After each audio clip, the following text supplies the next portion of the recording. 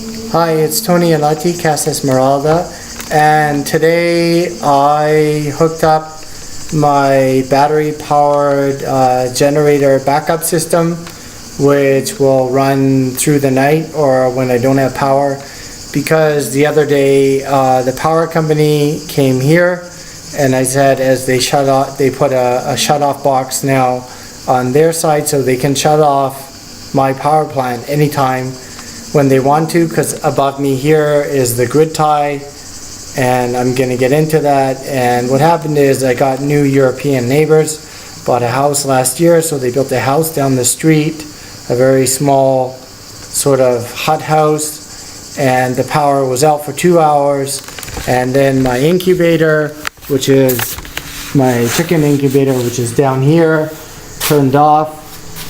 And I've had 3 chicks hatch, so they're nicely hanging outside right now. But what happened is the incubator shut down for 2 hours, and I think I lost about 50 or so eggs. So I think I lost about anywhere between 25 and a possibility of 45 fertile eggs, which is a real bummer. So I worked on this yesterday when the power company came, and now this is something I wanted to actually do. As I said, like, I had my extra solar panel, and then I hooked that up. So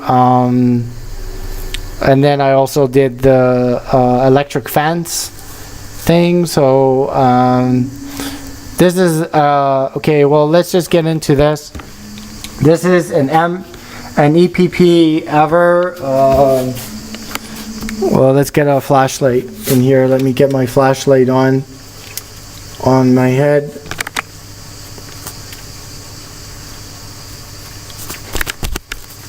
Sort of thing. We'll just wait a sec here. So there we go. So there, now we got light. Got a little pencil on. So this is an EPever MPPT. It's 30 amp. It's 230. It's well, let's go look at the box. The box is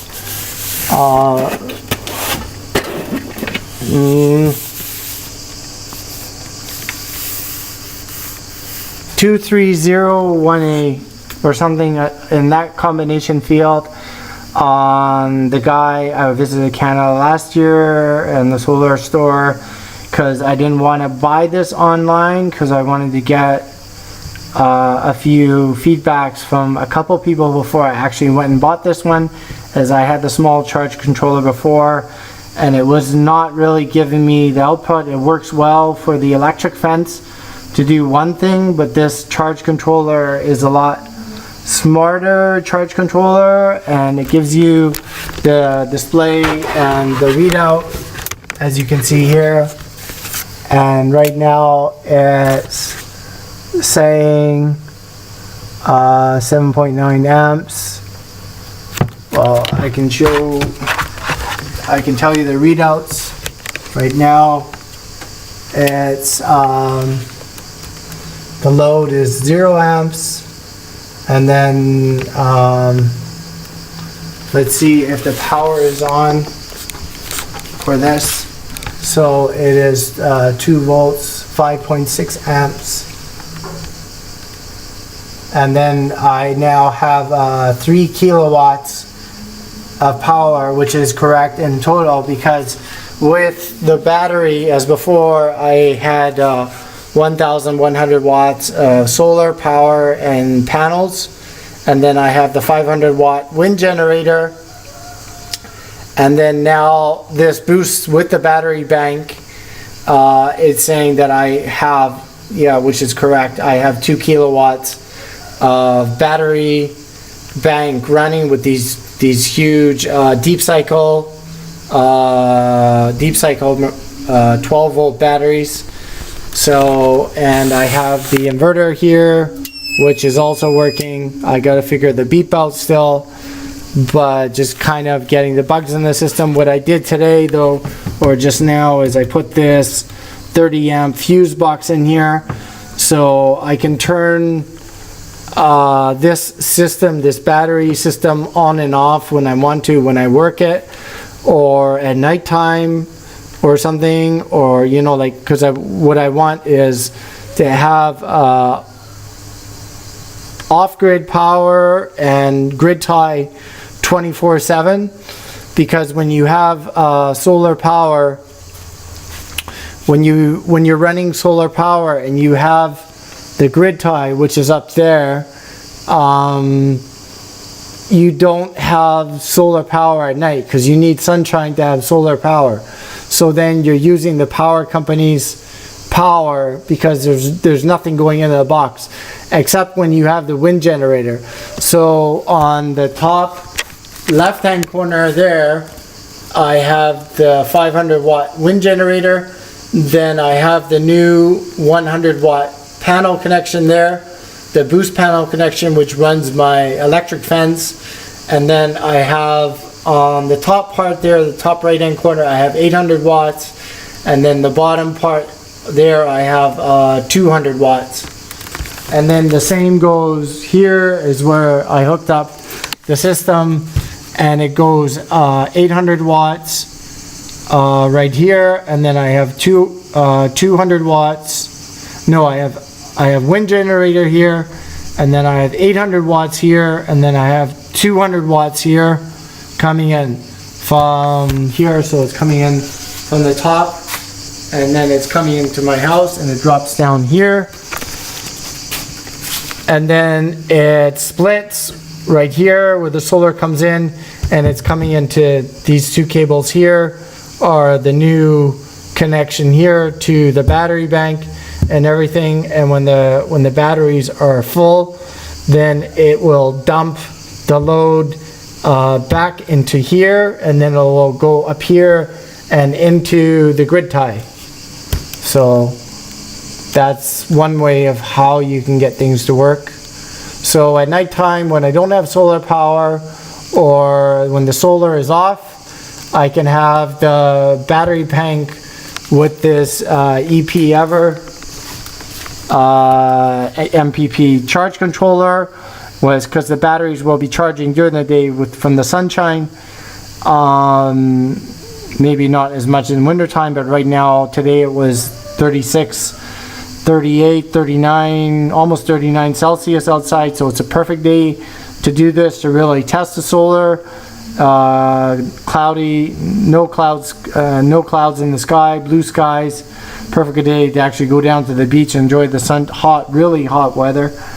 So I wanted to do this and then hook this up, and I still need to drill 1 and 2 holes here, and then I can drop the battery down here, and then so I can shut the doors, and then I have a proper battery bank cabinet and everything. So, and I have like shelving like down here and stuff, right? So, but it's Saturday, July 21st, and I'm not going to kill myself on a Saturday because I still have my farm chores to do and stuff, and time I get that done and the festival's on. So I'm just going to leave it as it is, but it's up and running. And then the nice thing too is this is going to power my electric fence. It's also going to power my fridge in my house at nighttime. So what's going to happen is it's going to dump the daily charging, and it's going to, when I'm not here, and the one thing, the 3 things I have running in my house are my fridge, my egg incubator, and the electric fence. So when I'm not here, those are 3 things of power that I'm using. So the fridge is about 450 watts. Then you have the egg incubator, that's another 80 watts, and then you have the electric fence. You know, so you still need about 600, 700 watts. So that it's correct that I have the 800 watts. I kind of brainstormed ahead of time and everything exactly what I was going to do, and so I have 800 watts, which will power basically, for the most important thing, the two things is the fridge, the egg incubator, and the electric fence right now. So it'll power those three things, which is great. And when I'm not here, or like when I'm working outside or something like that, all day, and I'm not using anything else in the house, then this thing here, this charge controller, it will dump that load back because it's been charging in the mornings, and after, you know, like 3 or 4 hours, when it's finished charging and using the solar power to charge, it'll dump that load back in the system. And then maybe if I'm not using it, using the power, it'll go back into the Neil, the power company's system. And what it's saying then too is I got over, which is correct, I got 3 kilowatts of total power now going in this total system here.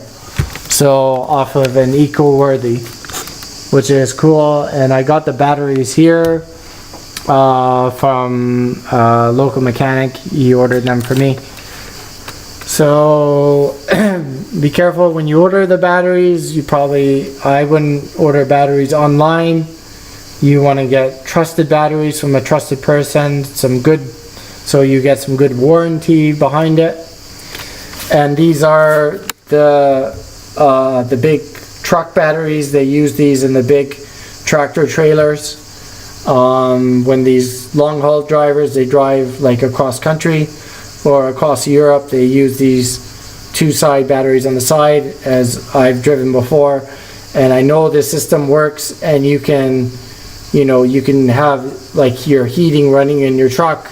You can have your fridge running in your truck. You can do your own cooking, everything just live in a tractor, in a long haul tractor, and then drive across country. And this is this exact same system, an exact same setup.